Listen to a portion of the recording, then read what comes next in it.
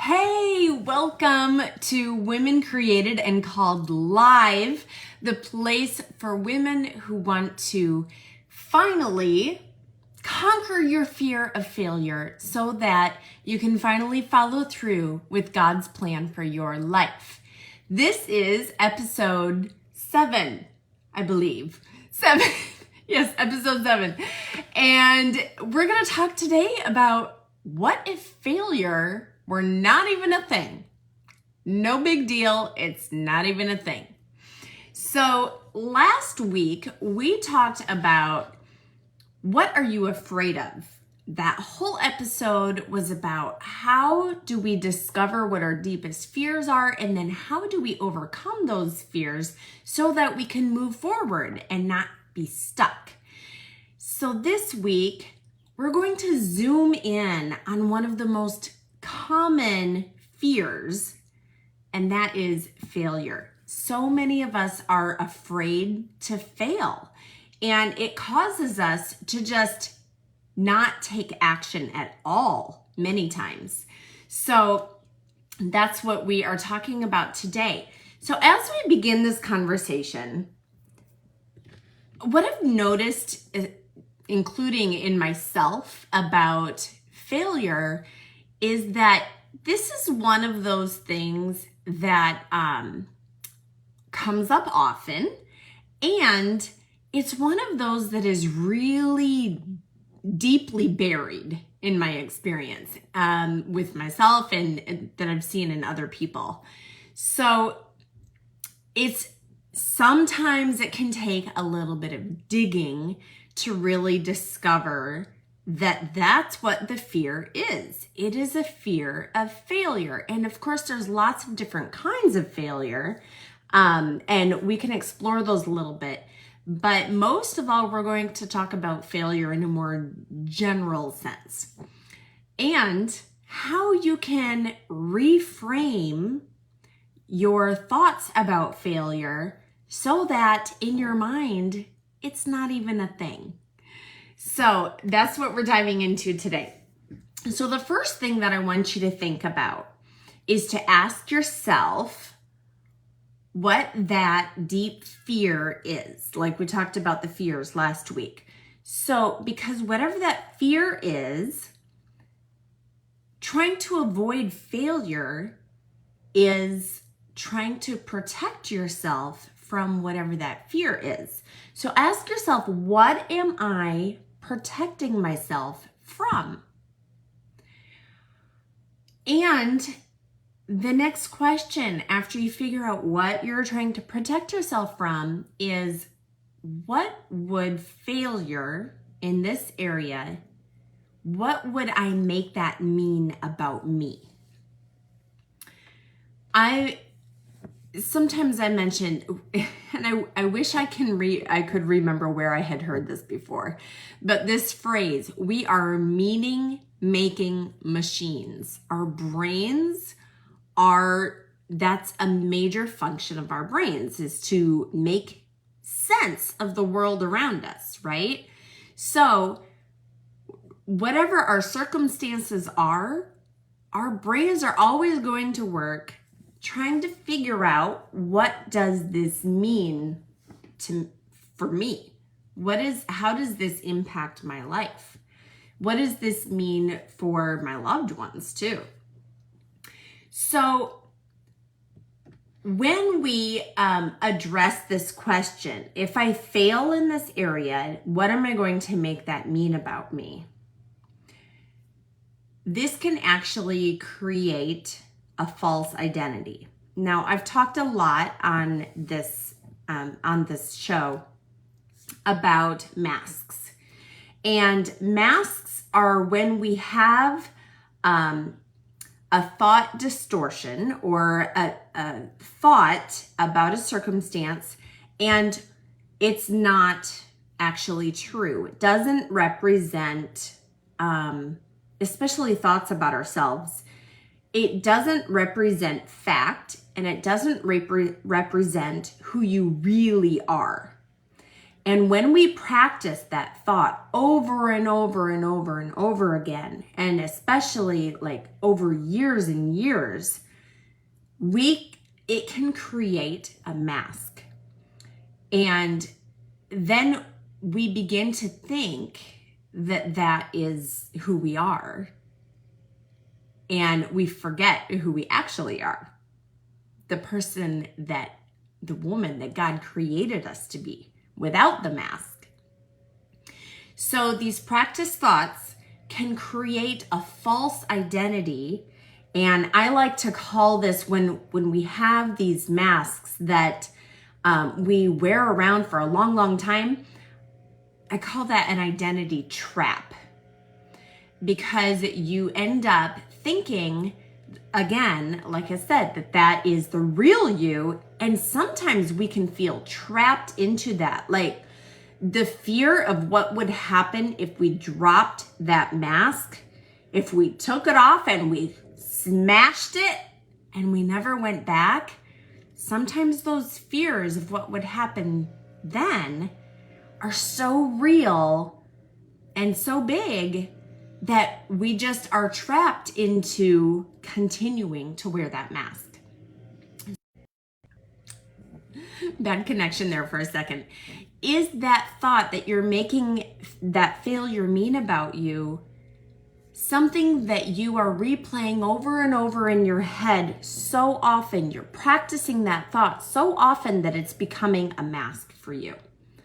So it's so important to look at our thoughts and how often we're thinking them, and are we managing it? Are we bringing awareness to that thought and then managing it, as in working through the feelings and the actions that it's creating and the results?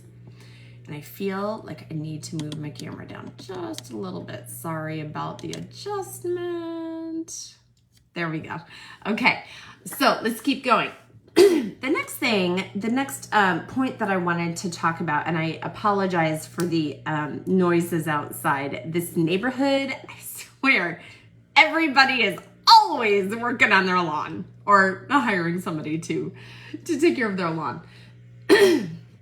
So we just get to roll with it because I never ever know when it's gonna happen. Of course, it always happens when I'm trying to do a video or record something. So the next thing that I wanted to mention about failure is the inevitability. And there's a concept, and this is, I guess this quote is originated with her. Brooke Castillo talks about how life is 50-50. And I don't know if, like I said, I don't know if this originated with her, but she's right. It's, about half the time we're going to love how our life is going, and we're going to have good feelings, and we're going to have those consolations. And about half the time, we're not going to like how things are going. And we're going to feel like it's hard, and we're going to be suffering. And Jesus told us, he assured us, first of all, he never ever said that life would not involve suffering. In fact, he promised the opposite. He promised that we would suffer in life. And that is just the way it's going to be on this side of heaven. And that's okay. It is the inevitability of life is 50-50.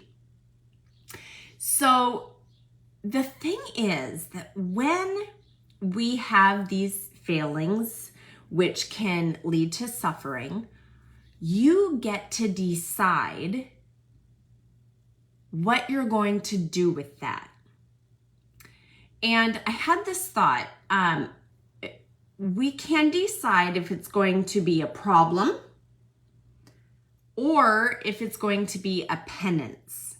Okay, now here's what I mean by that, because this is kind of an interesting little thing to wrap your head around, okay?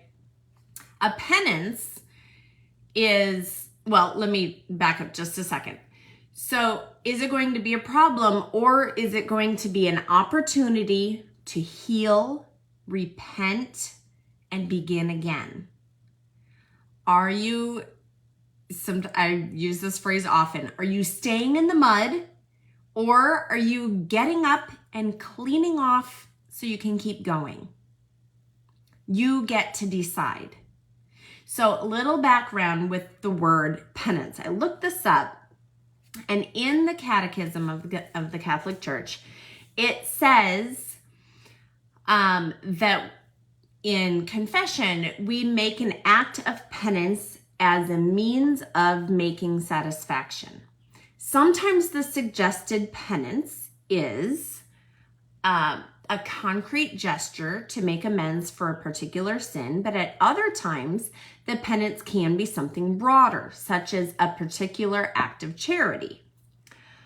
Even a penance involving prayer or devotion can be offered because such prayer helps the sinner to reorient his or her life to the presence of Jesus Christ and his love for the sinner, which flows from his cross. An integrated Christian life is one in which actions flow from prayer. So the idea is that it's an opportunity, when we offer a penance, it is an opportunity for us to take an action that helps us reorient our life to Jesus and his love for us that comes from the cross. So if we think about a failure, we can decide that it's a problem, and we can stay stuck in the mud, so to speak, or we can take that failure as an opportunity to reorient ourselves to Jesus and to God's plan for our life. And we can take some action in order to do that. And that is what I mean by a penance. So you get to decide, like I said. Now, here's something else that you get to decide. You get to decide what success looks like. You get to define success.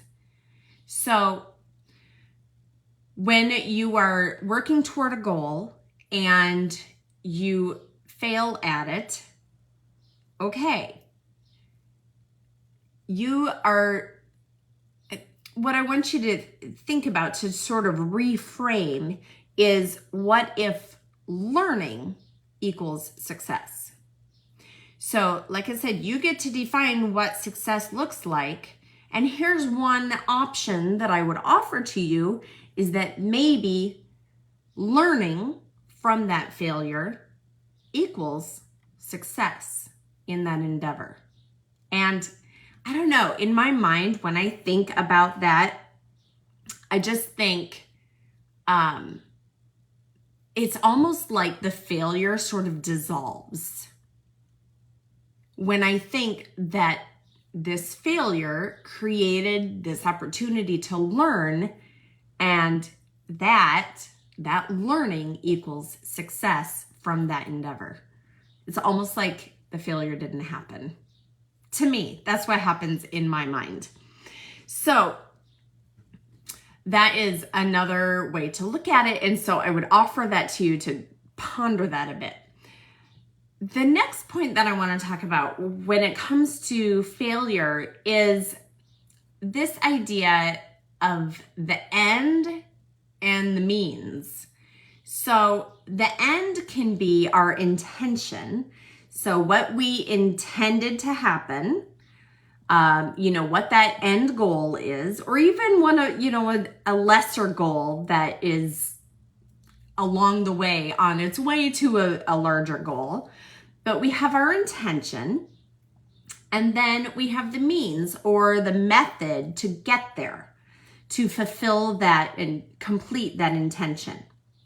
Now, what I want to offer to you is that the intention is 100% what matters. And when I say 100%, you might think, oh, but the means to get there, the method that we get there, it's going to take some percentage of that to actually make that intention happen. But the point is that no, it doesn't, because for every intention we have, there are about 1 million different ways to get there. Now, there is this phrase, the end justifies the means. This is never true. If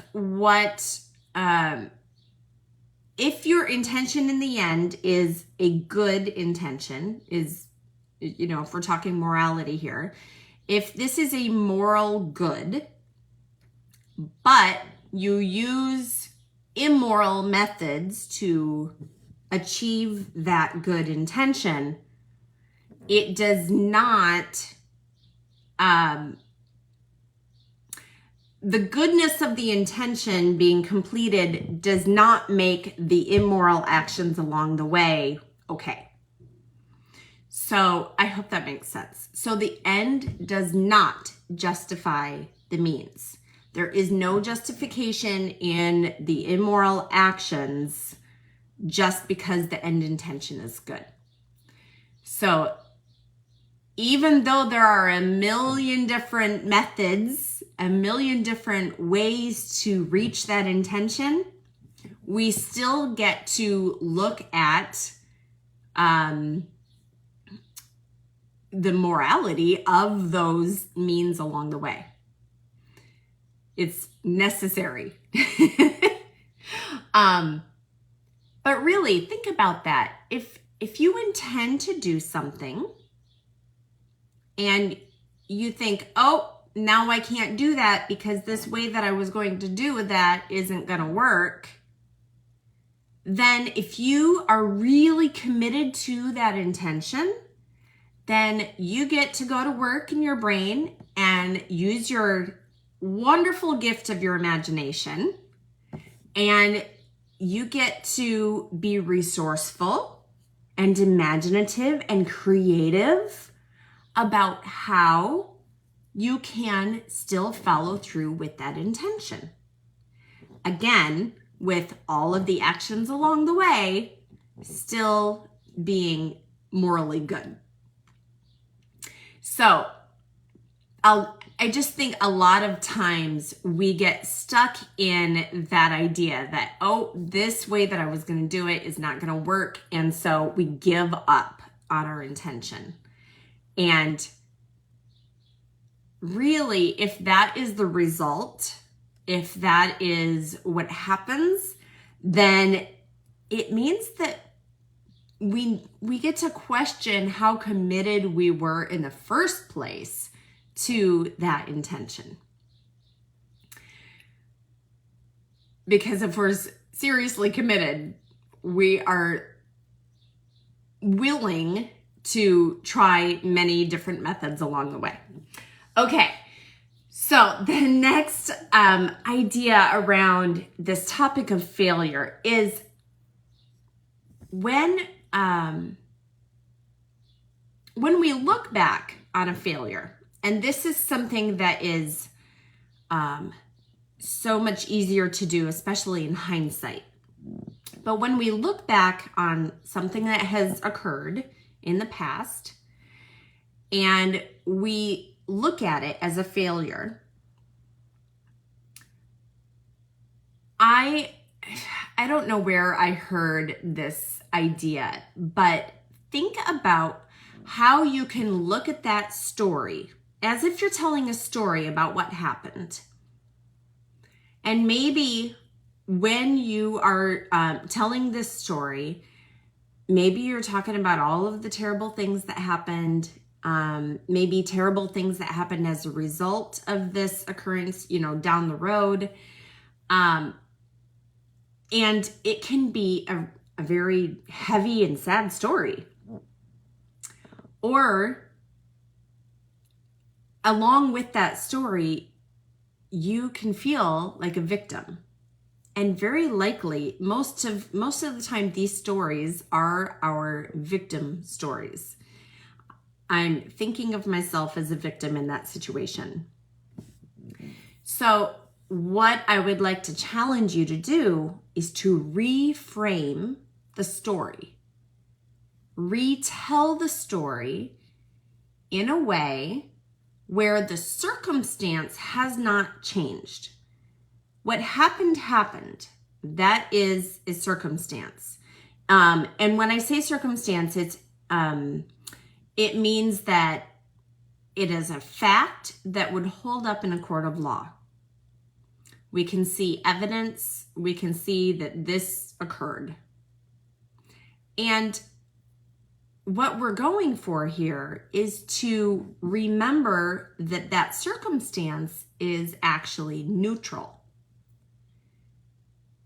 What makes it sad, a sad story or a happy story, a victim story or a triumphant story, is the thoughts that we have about what happened. So if we can train our brains to look at the story, and when we see that, oh, I'm in my victim story here, then if we can train our brains to turn our thoughts around about that story, then we can reframe it into a triumphant story. So let me give you an example. Let's see if I can think of an example. Okay, this is just the first thing that came to mind. So I'm going to tell you a story, and then I am going to show you an example of what it looks like to reframe the story. So the first story is when I was 12 years old, my dad passed away. I was the only one still living at home. I have lots of older brothers and sisters, but I was the only one still at home. And I grew up without my biological dad. My mom did remarry later, which was a tough relationship. I didn't always feel like her new husband was very good for her. I didn't feel close to him. And because of, not having my biological dad growing up, because of having the stepdad who was distant, and I often thought he was very selfish and not very nice to my mom, not physically abusive, but potentially in other ways.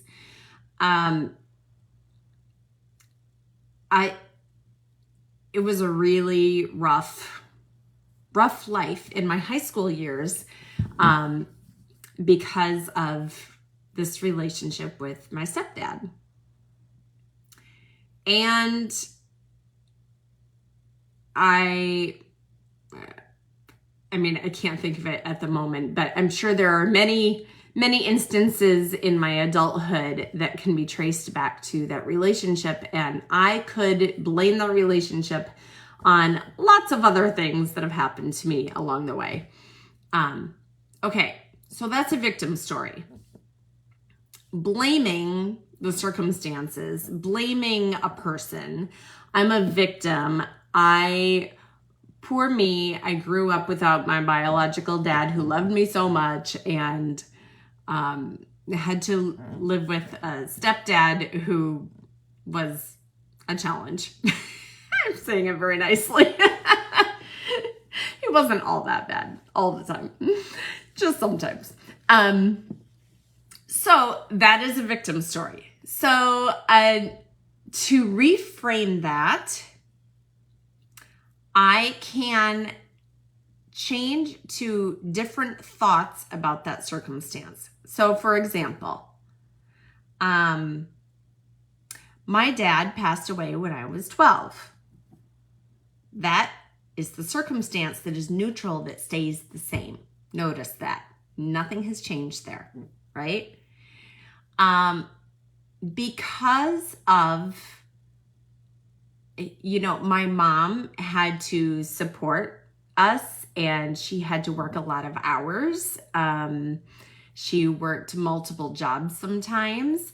And because of that, I learned to be really independent. I learned to manage my own schedule as far as getting my homework done.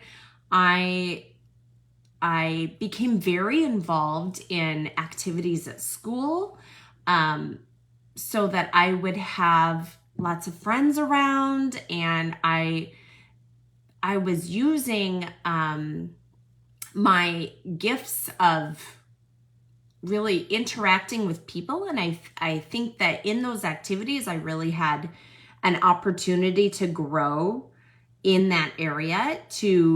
I was a cheerleader, and so I learned to be very, enthusiastic about things.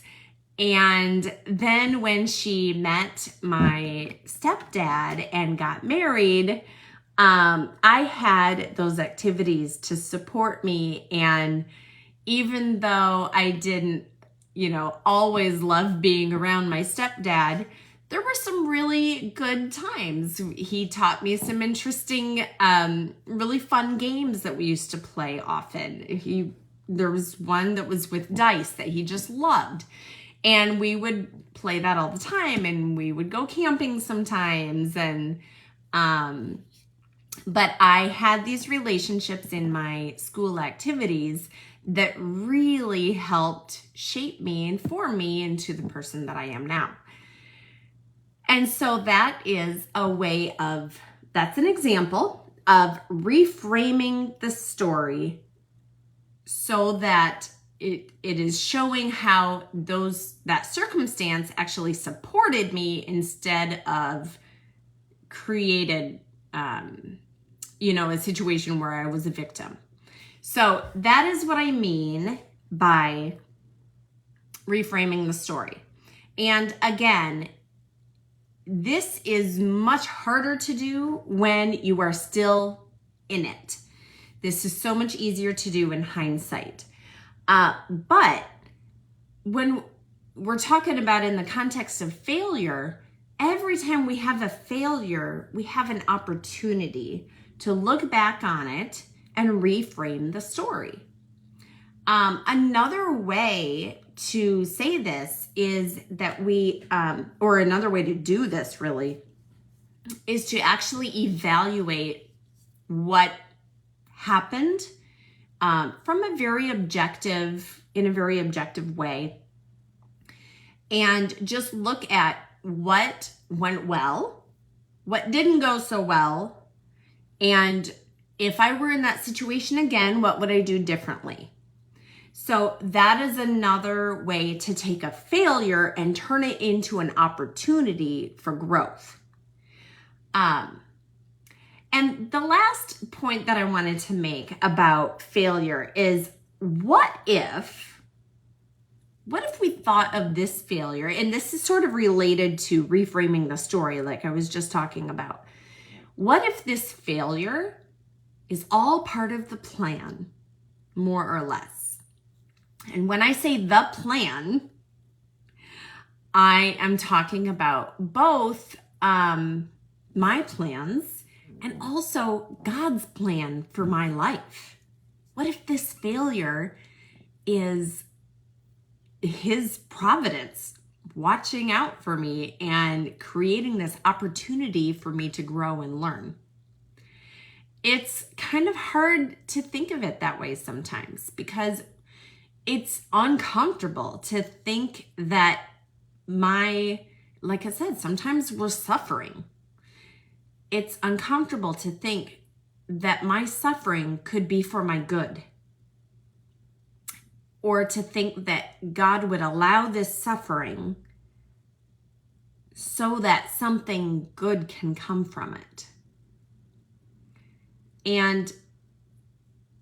But He does. He really does. So, have you heard this phrase? It's all part of the plan, more or less. This reminds me of a show that my kids watched when they were little. Hang on one second, sorry.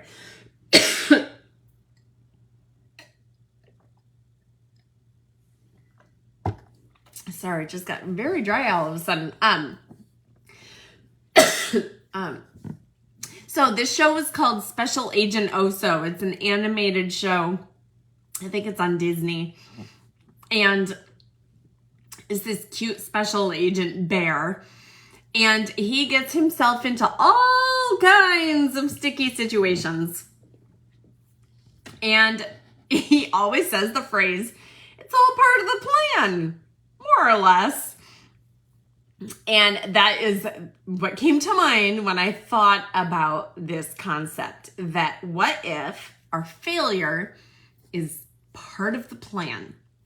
So when we're talking about it being part of the plan, I want to talk about two different ways. Like I just mentioned, it can be part of our plan, and there's two different things here. We can actually have intentional failure. So intentional failure can be both subconscious and conscious. So let me break that down for you. A subconscious intentional failure is actually a means of protecting ourselves. So, for example, maybe I have set a goal. Let's say I've set a goal to, let's say I was planning to do a webinar or something. I'm just throwing this out as an example. But I didn't actually do the work to make that that webinar a success. Maybe I didn't promote it. I didn't let people know about it so that they could come to the webinar. I didn't do, my homework to really be very knowledgeable about the topic. All of these things that I could have done to make it a real success, I didn't do. And sometimes perfectionism and procrastination comes into that. And these are what I would call subconscious intentional failure, because in my subconscious mind, I am creating excuses for why it's going to fail. Because then when it fails, I can say, oh, I ran out of time. I didn't allow enough time to actually create a good webinar, and so I didn't, that's why it failed. Or, I didn't promote it, so that was why it failed. Instead of the idea that I did everything I possibly could. I put everything I had into preparing for that. I deliver the content, just put all of me into it. And then if it fails, it feels worse. It's like, oh my goodness, my best was not good enough.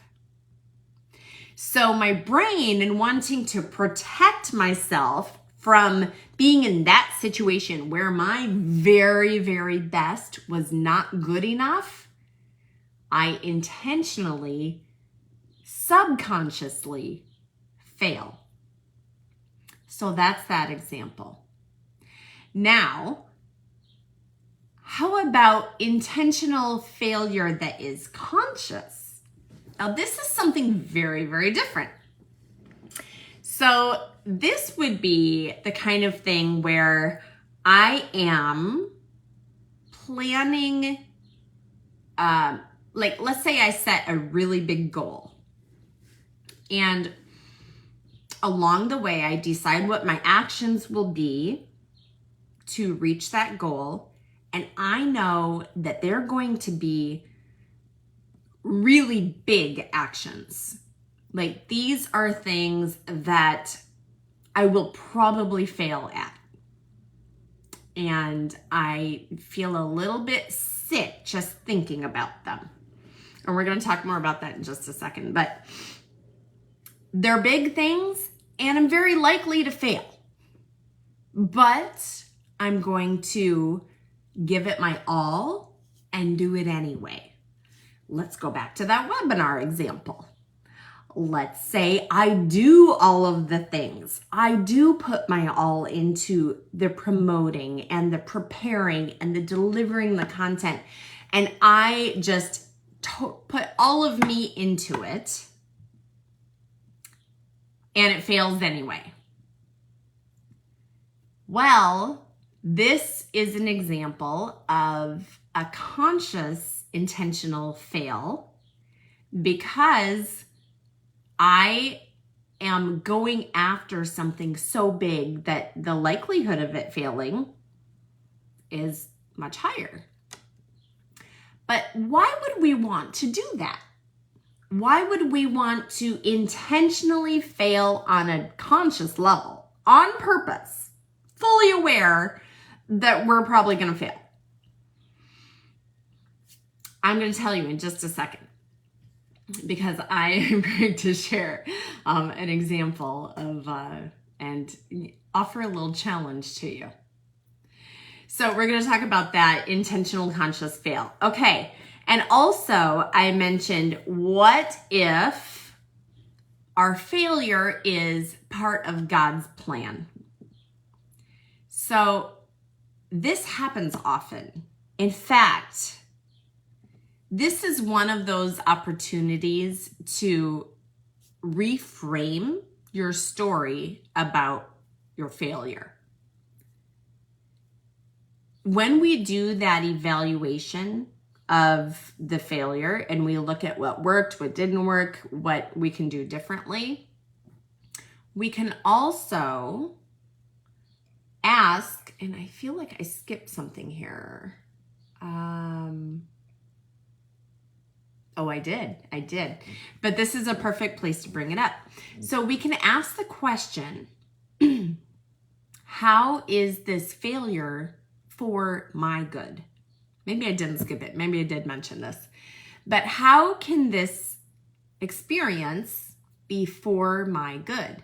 And also keep in mind that sometimes the good is not even for your good, but it could be for the good of someone else close to you somehow.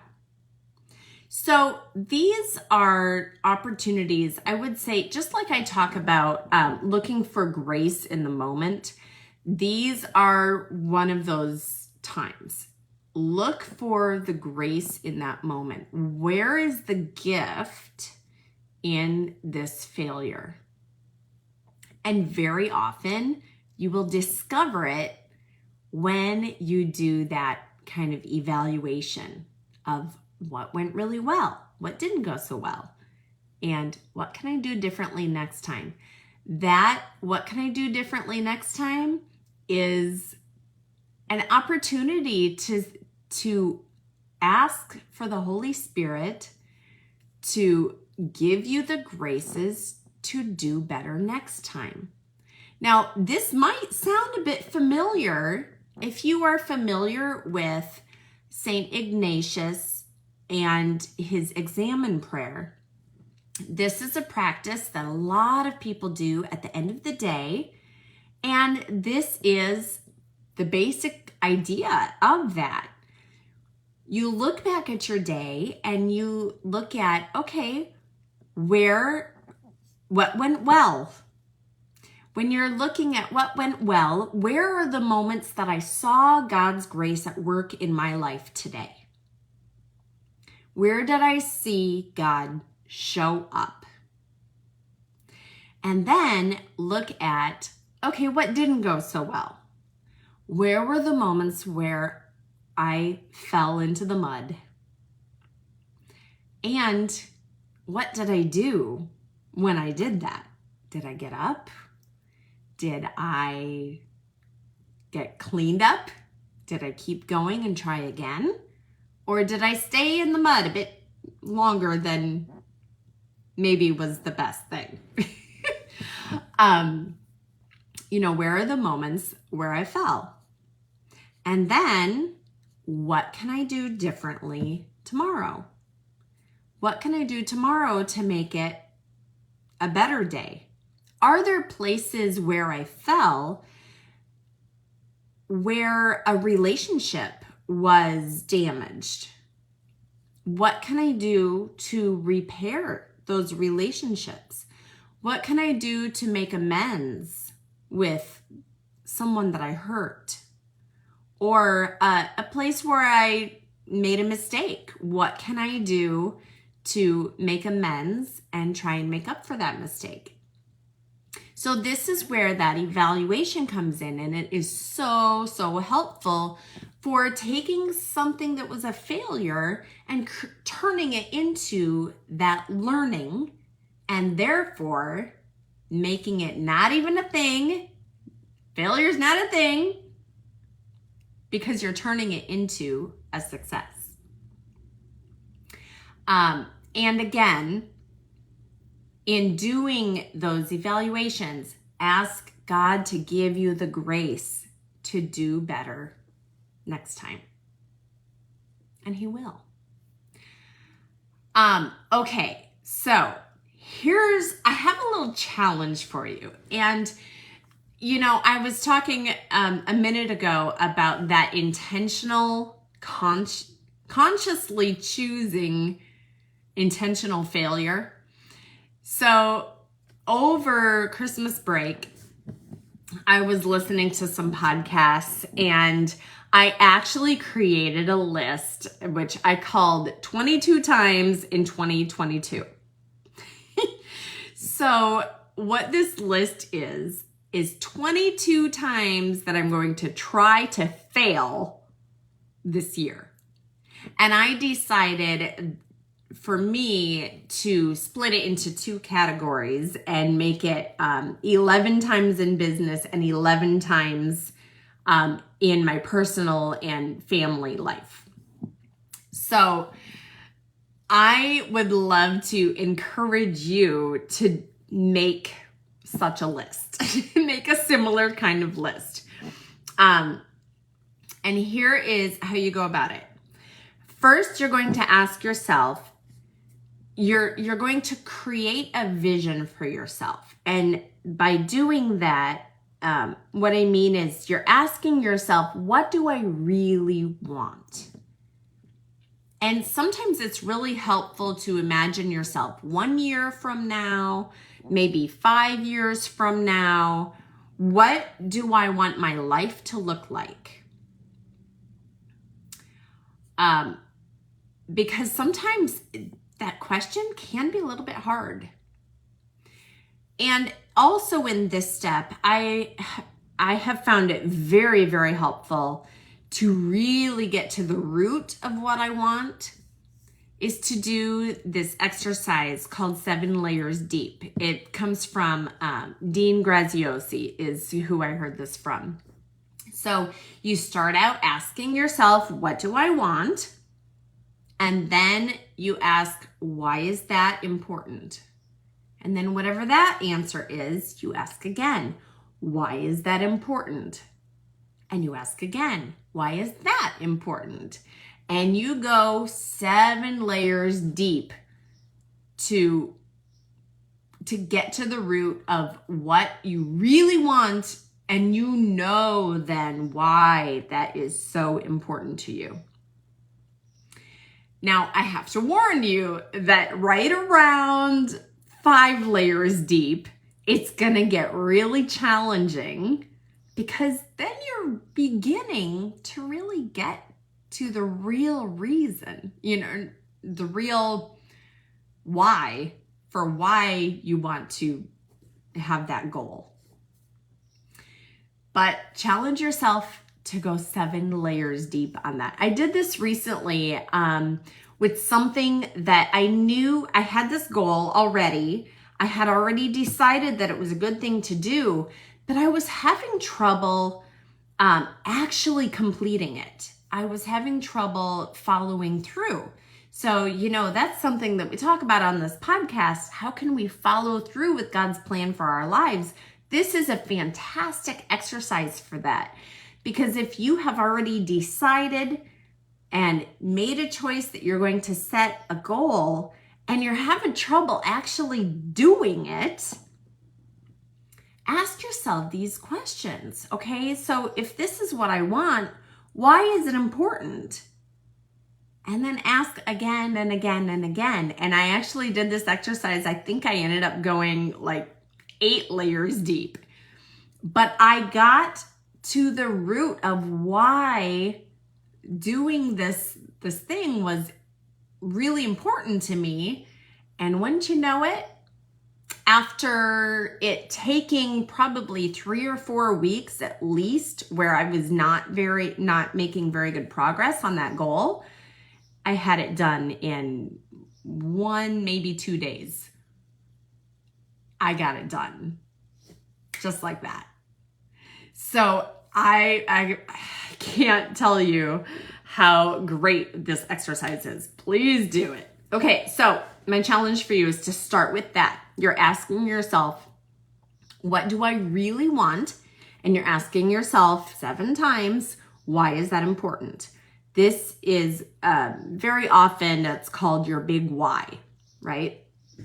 Okay, then take that to, and this can actually be, these first 2 steps can kind of be meshed together and done at the same time, because the next step is to seek God's will through discernment. So take that thought of what you want and take it to prayer and ask God, what do you want? What do you say about this desire? Did this desire come from you?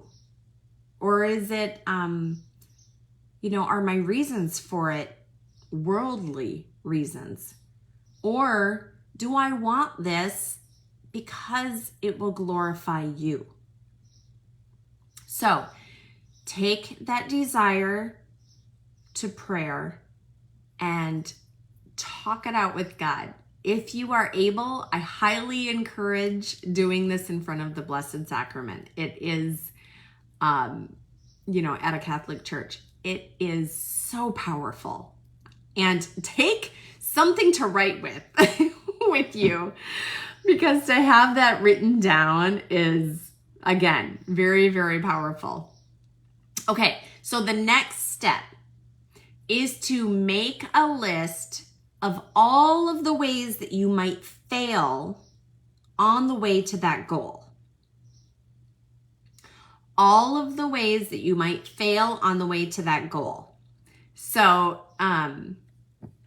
one of my coaches, one of my coaching mentors, Stacy Bayman, calls this your fail plan.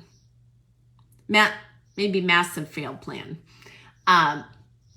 But basically, you're making a list of all the ways that you might have to fail on the way. And not only just have to, but literally by going head on into those failures, you will literally reach your goal faster. Like I just mentioned, well, it's a similar type of thing. It's not exactly the same thing, but I just mentioned, I had that goal and I had to get reacquainted with why it was important in order to complete it and reach that goal faster. It's a similar thing here with your fail plan. You're going to go down this list and you're going to go after each of these things, and it's going to help you reach your goal faster. Now, for each of these things that you might need to, these ways that you might need to fail along the way on your way to that big goal, notice what I call the barf factor. I'm sorry, it's not a very nice way to say it, but seriously, the bigger risk, that especially emotional risk, that you're willing to take on your way to that big goal, the faster you're going to get there. So if the things that you are putting down on this list, you're noticing that you're feeling a bit queasy about them, that's good, because that means that you are, you're going to go after it with all you've got and not just kind of, I'm sort of committed to it. I'm telling you, if you are sort of committed to it, it is so easy that as soon as something gets hard, you're going to give up.